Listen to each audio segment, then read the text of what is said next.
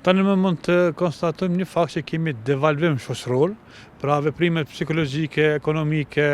janë duke ndikuar zakonisht shumë në veprimet srregullta, dhe këto veprimet e srregullta po janë duke manifestuar me veprimet të cilat bijnë në ndesh me normativin e Republikës së Kosovës, por njëkohësisht kryen edhe veprat penale. Kjo si përpasojë që sistemi është duke dështuar dhe sistemi ka devalvuar sa i përket prej veprimeve të para deri në përfundimin e aktit përfundimtar të aktit të gjykimit, pra nga ana e gjykatave të Republikës së Kosovës. Pra rastet të tilla do duhet që të kemi përballë veprimet preventive. Veprimet preventive kryesisht fokusohen në minimizimin e aktiviteteve kriminale duke shtuar prezencën policore, por njëkohësisht duke bashkëpunua edhe mekanizma të tjerë njëra me tjetrën për ta krijuar një pasqyrë reale faktike, sepse early warning është një nga problematikat me të cilat do duhet që institucionet e Republikës së Kosovës të ndërmerren.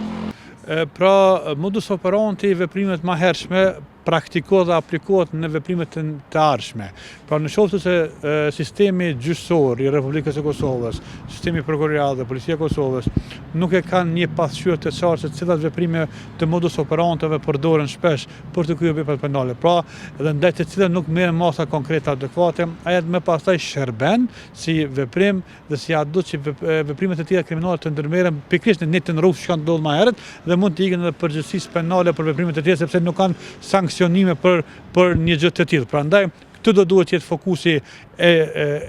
imediat dhe më pastaj mbas këtij fokusi të një pasqyrim apo një rentgen vertikal dhe horizontal të gjitha mekanizmat përkatëse, atëherë ne mund të ndalemi në një konkluzion përfundimtar që Kosova do duhet të rikthehet aspektet e zhvillimit ekonomiko-social, por njëkohësisht siguria publike do duhet tani më të vijë më në theks për të minimizuar dhe për të garantuar sigurinë publike për çdo qytetar të Republikës së Kosovës.